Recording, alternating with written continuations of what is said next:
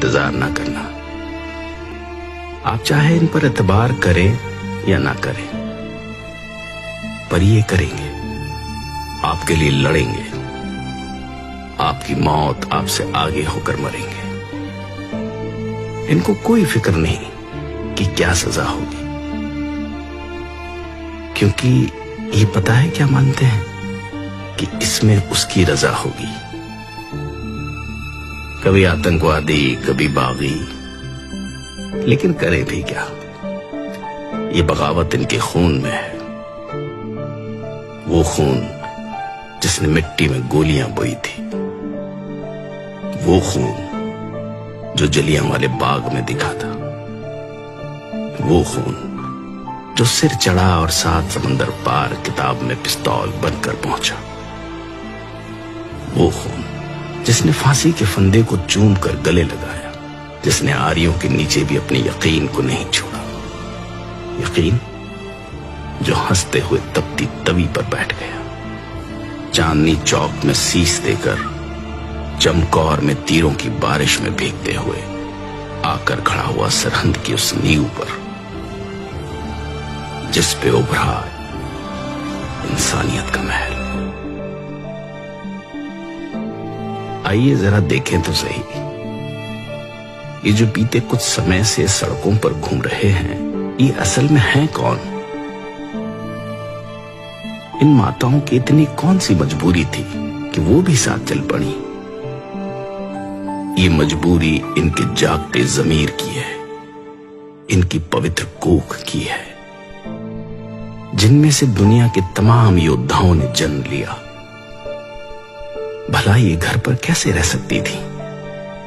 इन्हीं में से जन्मे थे आनंदपुर की धरती से सिर मांगने वाले और सिर देने वाले।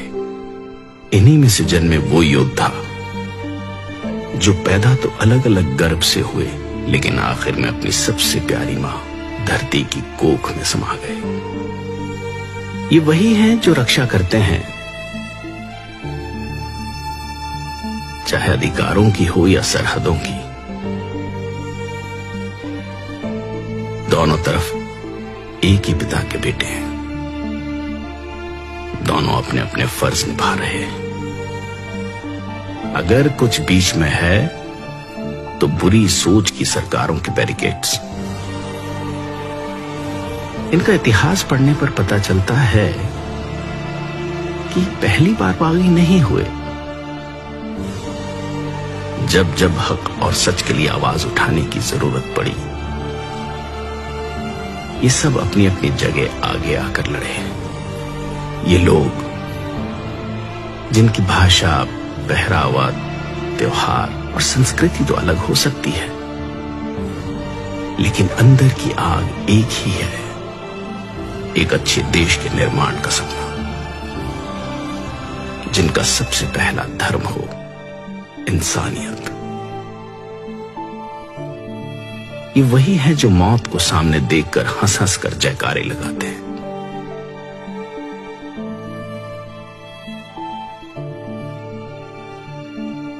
गोरे तो इस देश से चले गए, लेकिन अपनी सोच इन कुर्सियों के आसपास ही कहीं छोड़ गए, जिन पर बैठने वाले चेहरे तो बदलते हैं, लेकिन लोगों को बांटकर राज करने की बुरी नीयत नहीं बदलती। लेकिन ये कैसे लोग हैं जो हर बार इस बंटवारे को गिरेबान से पकड़ लेते हैं? पानी के मसले पर बांटे हुए आज जमीन के मसले पर कंधे से कंधा मिलाकर लड़ रहे हैं। इनके माथे की लकीरों में तवारीख लिखी गई है। इन्हें सिर्फ झुर्रियां समझने की गलती ना कर लेना। इन आंखों ने अपने हाथों से तैयार कर बेटों को मौत की बारात भेजा है।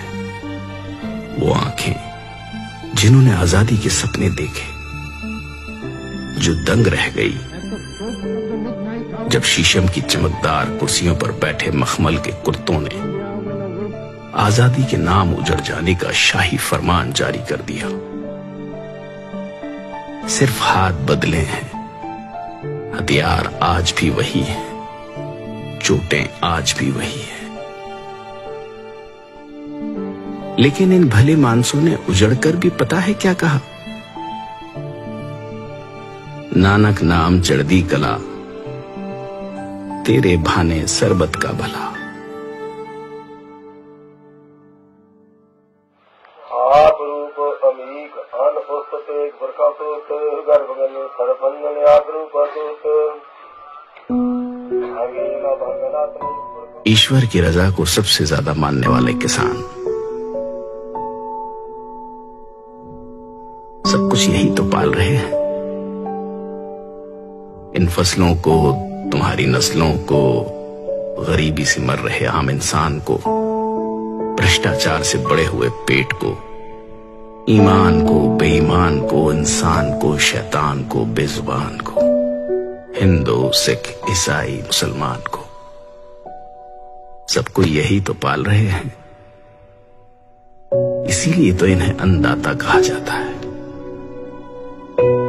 लेकिन अफसोस, आज जब यह अन्नदाता अपने वजूद के लिए सर्द रातों में घर परिवार छोड़कर सड़कों पर उतरा, तो ऊंची छतों वाले कमरों में हीटर ऑन कर गर्म रजाई में बैठकर लोग इनको आतंकवादी कह रहे हैं।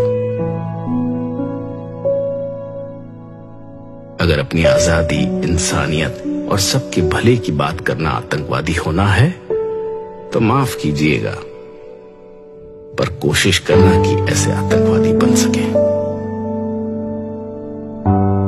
जो मारते हैं दिलों की नफरत को,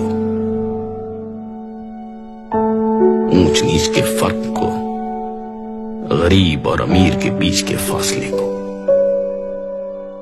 और हां, मरने से याद आया, मौत केवल शरीरों की ही नहीं होती। शीशे के सामने खड़े होकर आंखों में आंखें डालकर देखिएगा, कहीं अंदर कुछ मरा तो नहीं हुआ।